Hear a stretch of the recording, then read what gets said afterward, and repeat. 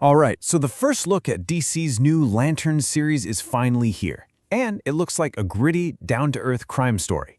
But what if I told you there's a theory hiding in plain sight that suggests a huge cosmic villain is lurking right under our noses? I mean, listen to this. The first thing we hear is this line. It's so gravelly, so threatening. It sounds like something straight out of a grounded cop show, right? Not exactly what you expect from a story about intergalactic space police. It really sets this surprisingly earthy, gritty tone from the get-go.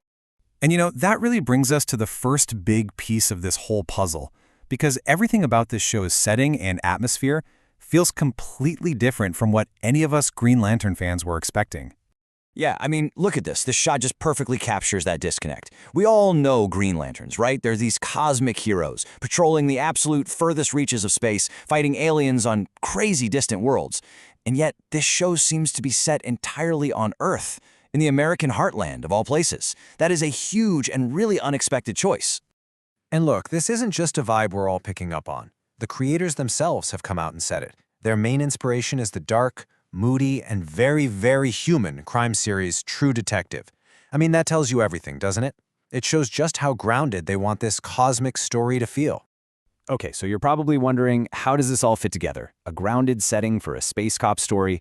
Well, the central clue seems to revolve around this new character named Anton. Now, at first glance, he just looks like your typical small-town gangster, but his official description, yeah, that tells a completely different story. So in the trailer, we see Hal Jordan in this intense stare-down with this guy. He's played by the fantastic character actor Paul Ben-Victor. And he looks every bit the part of a local gang leader, right? Just a simple, earthbound bad guy for our hero to take down. But, and this is a big but, that's where things get really interesting. And here it is, the first bombshell from his official character description. Anton is not human. He's an extraterrestrial, an alien. Whoa! All of a sudden, that gritty, True Detective vibe just got a whole lot more complicated, didn't it? And the description just keeps building on this. His core motivation? It's not money, it's not power, it's about exacting vengeance for what was done to his people. So, okay, this is not some petty criminal we're talking about. This is someone who's driven by a really deep, personal tragedy. And then, the final piece of the puzzle, he's consumed by a deep, unrelenting hatred for the law. So let's put all that together.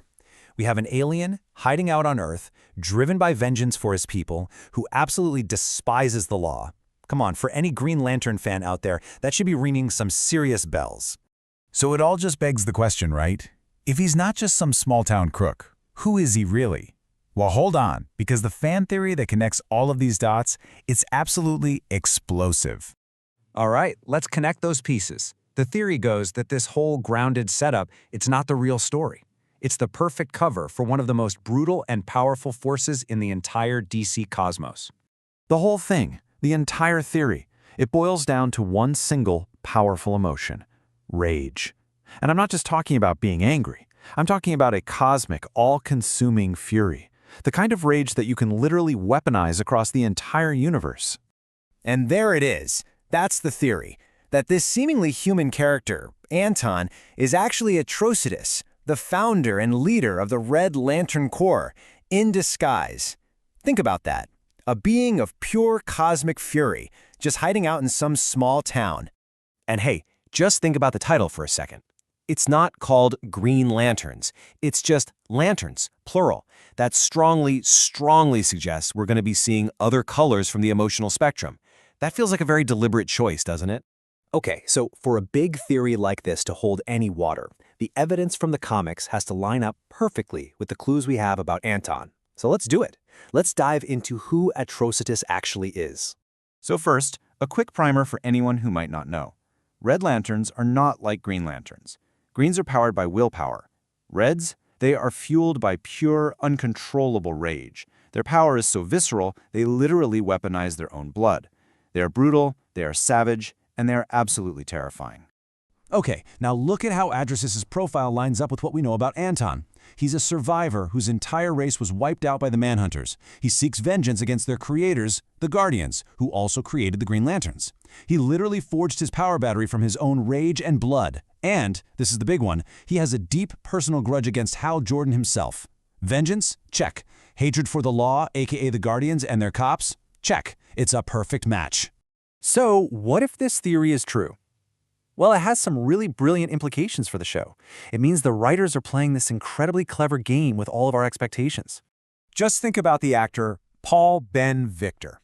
This guy is famous for playing grounded, gritty characters. He was a gangster on The Wire, and he even had a role in the first season of, you guessed it, True Detective. He is the perfect actor to cast if you want the audience to see a regular, human tough guy. And then you put that image right next to who Atrocitus is in the comics, this hulking, monstrous, blood-spewing alien. That contrast, that's the whole point, isn't it? You cast an actor known for playing one thing to completely hide the fact that he's actually something else entirely. So it all just points to this genius bit of misdirection. The show could be lulling us all into expecting this grounded, street-level crime story, which would make the eventual reveal that the small-town gangster is actually a cosmic rage monster so much more shocking and way more impactful. And that just leaves us with one final, totally fascinating question to chew on. If a cosmic-level threat like Atrocitus is on Earth, what does that mean for the scale of this whole series? It could mean that the opening shots of a massive intergalactic war might just be fired in a dusty, unsuspecting small town. And honestly, that is a truly exciting idea.